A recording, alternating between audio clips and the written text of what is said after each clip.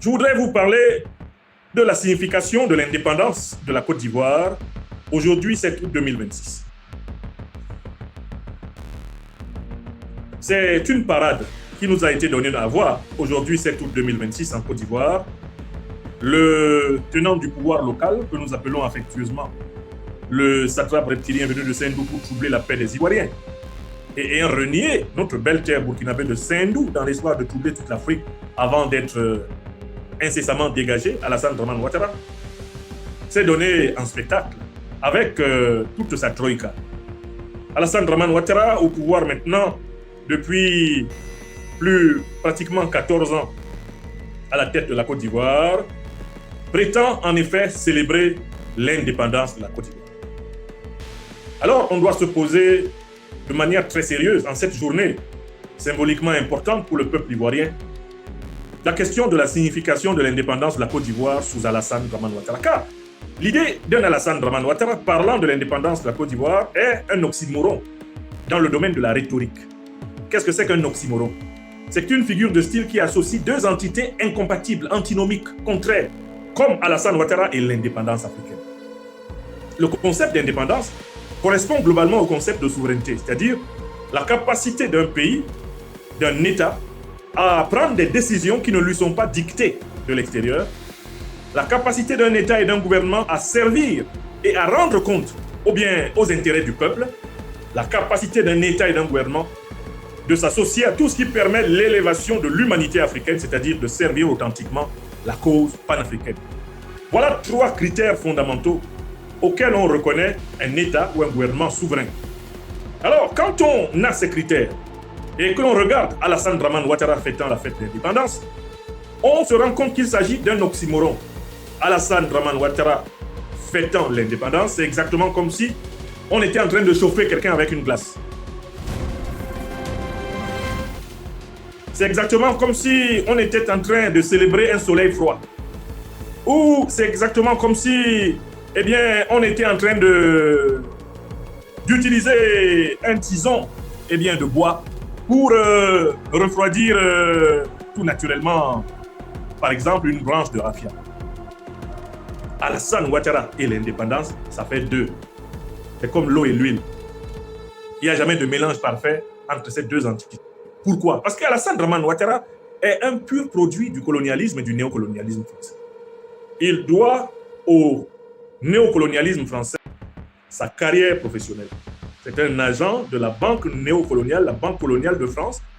C'est un agent des institutions financières nationales qui surendettent le Sud global pour le maintenir dans la dépendance, pour le contraire de l'indépendance. C'est un agent du FMI, un agent de la Banque mondiale, c'est un agent de la Banque centrale de France qui, comme vous le savez, est un poste de péage sur une quinzaine d'économies africaines, mis en place depuis 1945 sous le nom de franc des colonies françaises d'Afrique. La Banque centrale des États d'Afrique de l'Ouest, tout comme la Banque centrale des États d'Afrique centrale, la BEAC, ce sont des postes de vol. C'est le vol français, le vol éhonté colonial et néocolonial français contre 15 pays africains. Or, Alassane Dramane Ouattara doit sa carrière aux deux plus grandes entités voleuses en Afrique, à savoir la Banque mondiale et le FMI d'une part, et d'autre part, la Banque de France. Voilà sa carrière professionnelle. Donc, on ne peut d'aucune façon regarder la carrière professionnelle de cet homme et associer cette carrière à la notion d'indépendance.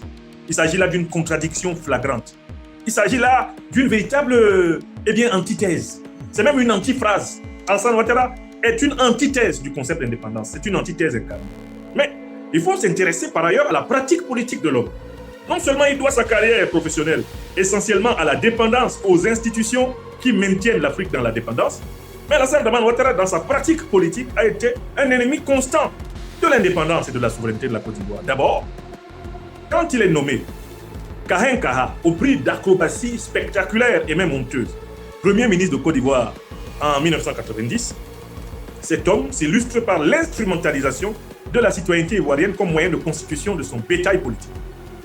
Alors que la Côte d'Ivoire est l'un des pays les plus africainement métissés, l'un des pays les plus panafricains, par la composition dynamique cosmopolite africaine de sa population, Ouattara instaure astucieusement, malicieusement, diaboliquement la carte de séjour des étrangers africains de Côte d'Ivoire. au motif de renflouer les caisses exemptes de l'État de Côte d'Ivoire, Ouattara crée une confusion entre l'Ivoirien du Nord, le Sénégalais, le Malien, le Burkinabé, le Guinéen, le Gambien. Il crée une confusion entre l'Ivoirien du Centre et le Ghanéen et le Togolais. Et voilà le mélange et la confusion dans le pays. C'est la tour de Babel. À partir du moment où les forces de police, les forces de gendarmerie commencent à mener une fouille, une traque aux faux Ivoiriens, Alassane Dramane Ouattara crée le contexte qui lui permettra de lancer sa propre carrière politique en Côte d'Ivoire. Il se range du côté des victimes, des contrôles aux faciès, des contrôles d'identité qu'il a provoqués par la création diabolique de la carte de séjour. Alassane Ouattara prétend défendre les étrangers ivoiriens qui ont été victimes d'exclusion par le processus tranquillement de la création de la carte de séjour. Ainsi, le même individu crie sur la colline et va répondre « Va en bas, oui, je suis là, faites-moi confiance ». À partir de là, Alassane Dramane Ouattara se présente comme étant le champion des frustrés de Côte d'Ivoire, l'incarnation des exclus de Côte d'Ivoire. Il piège de cette façon successivement les présidents Bédié, Guy Robert et Gbagbo Laurent. Il les piège en leur faisant attribuer, par l'opinion de la savane, les peuples de la ville. Voilà comment la division est entrée en Côte d'Ivoire. Le plus grand diviseur commun de la politique. Voilà sa politique. De l'Est et de l'Ouest aux Ivoiriens du Nord. Quand ça ne va pas opposer les Ivoiriens aux étrangers, Sénégalais, Maliens, Burkinabés, Guinéens, Alassane Dramane Ouattara, c'est l'homme qui a prospéré dans la division. Voilà sa politique. Sa politique consiste aussi à s'improviser grand défenseur de la démocratie. On devait se rendre compte avec le recul que nous aurions dû introduire très tôt dans le mot démocratie prononcé par Alassane Dramane Ouattara, une lettre N entre la lettre O et la lettre C. On aurait exactement ce qu'Alassane Dramane Ouattara a pratiqué en Côte d'Ivoire, la démocratie. C'est-à-dire tout le contraire de ce qu'il a promis. Il a promis qu'il ne mettrait personne en prison pour ses opinions. Alassane Ouattara est le champion de l'emprisonnement des Ivoiriens pour leurs opinions. Je salue ici mon frère et camarade de Générations et Peuples Solidaires, le professeur El Hadj Mamadou Traoré, qui vient de cuver 2 années de prison, brutalement, criminellement, lâchement imposé par Ouattara pour un petit commentaire de rien du tout sur les réseaux sociaux. Alassane Dramane Ouattara prétend être le défenseur aujourd'hui de la Constitution. Dire que nul ne peut contester les décisions du Conseil constitutionnel. Mais qu'a fait Alassane Dramane Ouattara en décembre 2010, quand le Conseil constitutionnel lui a dit « Tu as perdu ». Même si tu as perdu dans des conditions où il y avait des irrégularités, la parole du Conseil constitutionnel est incontestable. Paul Yaoundé, professeur de droit, alors président du Conseil constitutionnel, dit à Alassane Ouattara « Tu as perdu ». Oui, tu as perdu. Que fait Alassane Dramane Ouattara? Il ne respecte pas, en décembre 2010, la décision du Conseil constitutionnel ivoirien. Il engage la guerre. Avec le soutien de l'ONU et de la France, il prend le pouvoir. Il est arrivé au pouvoir grâce à la France. Et on le sait par une phrase de Nicolas Sarkozy, de Nagui Bokcha.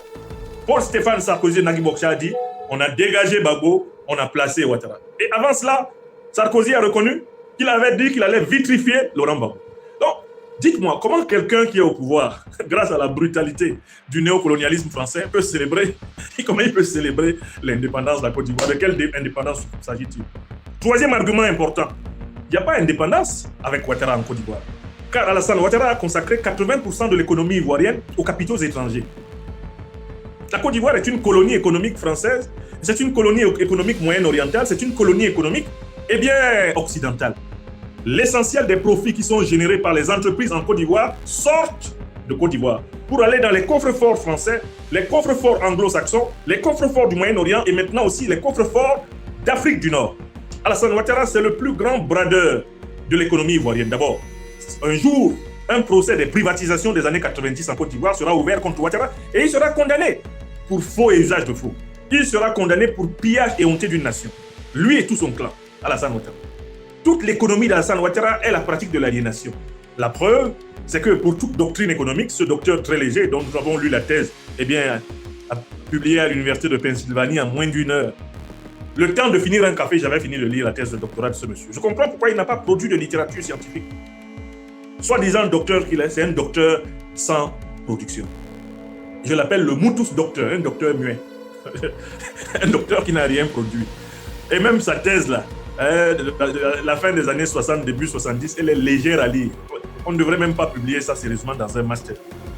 C'est pour ça qu'il ne faut pas prendre tout ce que les universités américaines là donnent comme diplôme au sérieux. Il y a des diplômes pas sérieux du tout en Occident. Je vous avertis, vous les Africains. Hein, vous avez tendance à croire tout ce qui vient de l'Occident comme étant... C'est pas vrai. Même en Occident, là, il y a doctorat et doctorat. Pour Ouattara, là, j'ai lu. C'est un doctorat ouïa-ouïa. C'est léger. Ça ne tient pas. Et son doctorat consiste à démontrer que les économies africaines doivent s'adapter au FMI et à la Banque de France pour s'en sortir. C'est tout. Et qu'est-ce qu'il nous apprend? C'est la dictée néocoloniale qu'il a écrite. Hein? The impact of international trade on African economics.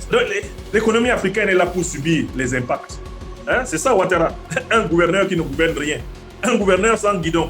Le guidon est à Paris. Le gouverneur de la Banque de France pilote la monnaie. Et lui vient nous dire, mais le franc CFA, c'est une bonne monnaie. C'est une... Quelle bonne monnaie? Est-ce que tu as déjà piloté le franc CFA? Le franc CFA, c'est la monnaie coloniale française. Toi, tu n'es rien dedans, si ce n'est simplement un petit fondé de pouvoir tropical. Donc, voilà la pratique économique de l'homme. Le bradage de la Côte d'Ivoire, qui est une colonie économique. Ne regardez pas le PIB par habitant de la Côte d'Ivoire. Ça n'a rien à voir avec la réalité des Ivoiriens. Les Ivoiriens ne gagnent pas réellement les soi-disant 3 000, 4 000 dollars par habitant qui sont écoulés. Car plus de 80% des bénéfices ivoiriens partent à l'étranger. Si on voulait savoir l'état de pauvreté des Ivoiriens, on calculerait plutôt le PNB, le produit national brut. Enfin, quatrième argument, Alassane Ouattara est un ennemi de l'indépendance. Regardez sa pratique diplomatique. N'est-ce pas lui qui était prêt à exécuter le doigt sur la couture les ordres d'Emmanuel Macron demandant d'utiliser la CEDEAO pour faire la guerre contre le Niger? N'avez-vous pas vu Alassane Ouattara dire qu'il allait mettre en place un commando de plus de 1100 hommes pour attaquer le Niger, pour plaire à Macron, parce que Macron avait perdu le contrôle de l'uranium nigérien? C'était un ennemi objectif du peuple africain qui tient le peuple ivoirien en otage aujourd'hui. Donc, pour ces 4 raisons, en quoi consiste l'indépendance de la Côte d'Ivoire? Elle consiste pour le peuple ivoirien à se libérer de Ouattara, à se libérer du régime d'Alassane Dramane Ouattara. Elle consiste à se libérer du néocolonialisme français, de l'impérialisme occidental. Elle consiste à se libérer du clan de prévaricateurs qu'Alassane Dramane Ouattara, eh bien, organise et co-organise sous les ordres de Paris, de Washington, de Londres, de Bruxelles, etc. en Côte d'Ivoire. Il s'agit pour le peuple de Côte d'Ivoire de reprendre son destin en main. Tant que cela n'est pas arrivé, les fêtes de l'indépendance que vous voyez à Abidjan, ce sont des plaisanteries rigolos. D'ailleurs, Alassane Dramane Ouattara ne se gêne pas. Il emprunte le matériel militaire au 43e bilan, qu'il a abusivement appelé ces derniers temps base Ouattara Thomas, général Ouattara Thomas Dakin. Il emprunte les chars français là-bas, les véhicules français. Il les repeint brièvement en couleur ivoirienne. Il fait un peu comme certains de nos frères congolais à Paris, qui se promènent de maison en maison pour emprunter les beaux habits, aller à la fête, et puis quand la fête est finie, il repasse maison par maison pour rentrer. Alassane Ouattara, c'est du matériel de location qu'il montre la plupart du temps aux Ivoiriens. Et il ne supporte même pas que tout un général qui dirige un défilé détienne une arme dont eh bien, la culasse est chargée. Tellement que cette armée ivoirienne lui fait peur. J'ai peur, oui chou, j'ai peur, oui chou, j'ai peur. Hein, Dominique, oui chou. Parce que ce monsieur, il n'a pas confiance en cette armée. Alors, il n'a confiance en rien en Côte d'Ivoire parce qu'il sait qu'il est là par un concours de circonstances et par la brutalité. L'indépendance de la Côte d'Ivoire signifie la fin du régime d'Alassane Ouattara. L'indépendance de l'Afrique de l'Ouest passe par la fin du régime d'Alassane Ouattara. Je conclue par là. L'une des 3 colonnes qui ont attaqué Bamako au Mali le 25 avril 2026 venait de Côte d'Ivoire. C'est avec la bénédiction d'Alassane Dramane Ouattara que notre bien-aimé ministre de la Défense, le général d'armée Sadio Kamara, a été tué. Celui qui oublie ça là, c'est qu'il a un problème avec Dieu. Toute la déstabilisation que le Sahel connaît passe nécessairement par la contribution de ce personnage à la démarche en point virgule. Alassane Ouattara ne manque dans aucun coup contre l'Afrique en général et dans aucun coup contre l'AES, le nom de Ouattara ne manque. Donc nous n'aurons jamais la paix dans la sous-région africaine tant que Alassane Ouattara ou le régime Ouattara sera là en Côte d'Ivoire. Ça, c'est une évidence scientifique. Et voilà pourquoi, honnêtement, la véritable indépendance de la Côte d'Ivoire est en suspens. La Côte d'Ivoire attend de récupérer sa véritable indépendance, comme tous les pays africains, y compris mon pays natal, le Cameroun, qui sont encore esclaves de l'élite issue du colonialisme et du néocolonialisme français. Voilà la vérité, on doit se dire. Donc, indépendance, mon œil. Le véritable processus d'indépendance, il a lieu ici au Sahel. Ce sont le Mali, le Burkina Faso et le Niger qui nous montrent le véritable chemin. Et le proverbe Douala de dire Muna Nyongo a Bukite Owa Bambele Mokunda. quand ton frère te dépasse, il faut porter son sac.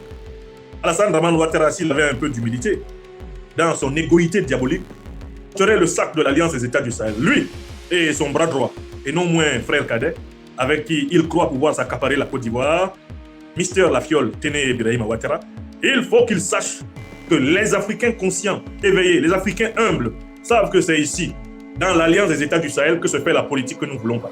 Ce n'est pas en Côte d'Ivoire. Quand nous regardons la Côte d'Ivoire, nous avons objectivement, face à ce que Ouattara fait, jetant notre peuple à la rue, faisant dormir les Ivoiriens sur les pierres tombales de cimetières, cassant des quartiers entiers et livrant des familles pauvres à la rue, nous avons envie de vomir. Et beaucoup de larmes coulent depuis que Ouattara est arrivé.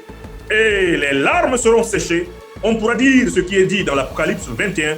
Eh bien, les choses anciennes ont disparu. Il n'y aura plus bientôt en Côte d'Ivoire ni cri, ni deuil, ni douleur. Quand les choses anciennes, entendez la Ouattari, auront disparu. En attendant, indépendance, mon œil. Indépendance, mon œil. Gare à celui qui y croit. Car c'est celui qui est à côté du WC qui connaît l'odeur du WC. Gare à celui qui croit à ces machins que vous voyez là. Ces pays africains dont les satrapes obéissent le doigt sur la couture aux ordres de l'étranger contre leur peuple et qui fêtent les fêtes d'indépendance. Moi, je ne suis pas dedans de fêter quand même. Puisque pour certains, la fête, c'est une occasion de boire et de manger. Allez donc fêter, buvez et mangez, mais n'y croyez pas, si vous y tenez. Et si vous êtes courageux, ne fêtez pas ça. Soyez calme, soyez déterminé. Regardez les tâches à accomplir. Et surtout, quand eux y rient là, il ne faut pas rire. Il ne faut pas rire avec eux. Parce qu'ils n'ont rien à foutre avec l'indépendance. Ils n'ont rien à foutre avec l'indépendance. Rien. Alassane Dramane Ouattara et l'indépendance, c'est l'eau et l'huile. C'est l'eau et l'huile. Celui qui s'en va chercher l'indépendance chez Ouattara ne veut pas être indépendant. Les Baoulés de Dimbokro, Mebo, ont clairement exprimé cela. Ils l'ont appelé Aosimben. Celui derrière qui tu vas, mais tu n'as rien. C'est le nom qu'ils ont donné à Alassane Ouattara parce qu'ils ont vu dedans, ils savent qui il est. Donc, vraiment, laissez-nous avec cette histoire de indépendance, mon œil. Quand quelqu'un dit qu'il fait l'indépendance, vous regardez la politique de son pays. Politique sociale, politique économique, politique culturelle, politique géostratégique, géopolitique.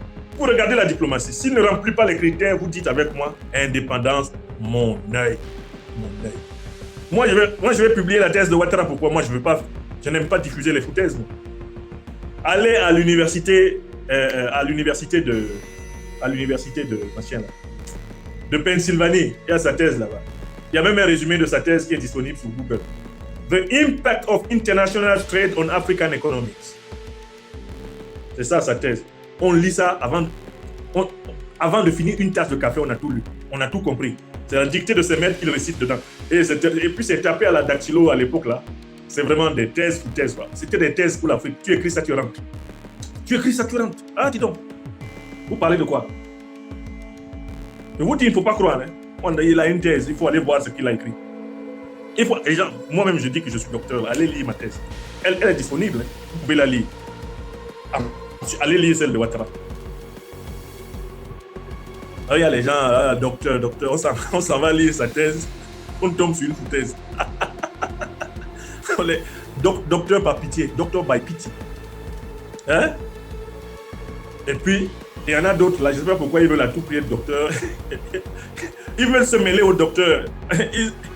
Ils disent qu'ils sont docteurs honoris causa. Et ils font du bruit. Tu peux comparer un doctorat honoris causa avec un doctorat. Tu as fumé quoi? C'est un peu comme un enfant à qui on a donné le papier du bonbon, qui est très content, alors que l'autre a le bonbon. Tu as déjà vu quelqu'un qui est content quand il a le papier du bonbon et qui est presque aussi content que celui qui a le bonbon, dis donc. C'est Ouattara et tous les faux docteurs inutiles là, et les gens qui aiment utiliser les grades qu'ils n'ont pas. Ah, tu n'as pas un grade, il ne faut pas être dedans. Tu n'es pas dedans. Je vois un artiste foutaiseux camerounais qui lui aussi il veut s'improviser analyste politique. Tu as pris ça où? Tu as pris ça où? Dans le caniveau? On n'enseigne pas ça dans le caniveau, mon gars. Oui! Il a déjà fait au moins, je ne sais pas, 200 conférences sur moi tout seul. Maintenant, ses propres partisans, sous ces vidéos, lui disent « Tu n'as pas le niveau. Tu n'as pas le niveau. Non, là seulement, laisse. Ça te dépasse, papa. Tu n'as pas le niveau. Non. On sait que tu n'aimes pas Yamsi, mais c'est pas ta femme. Il ne veut pas aussi être ton mari. Il n'est pas de votre bord. Hein? Bon. donc tu vois, mais c'est pas ton niveau. C'est pas ton niveau. pas de ton niveau. Parfois, il faut dire ça aux gens. Non, laisse, c'est pas ton niveau. Laisse. Hein? En bas, on dit, laisse comme ça, il t'a dépassé.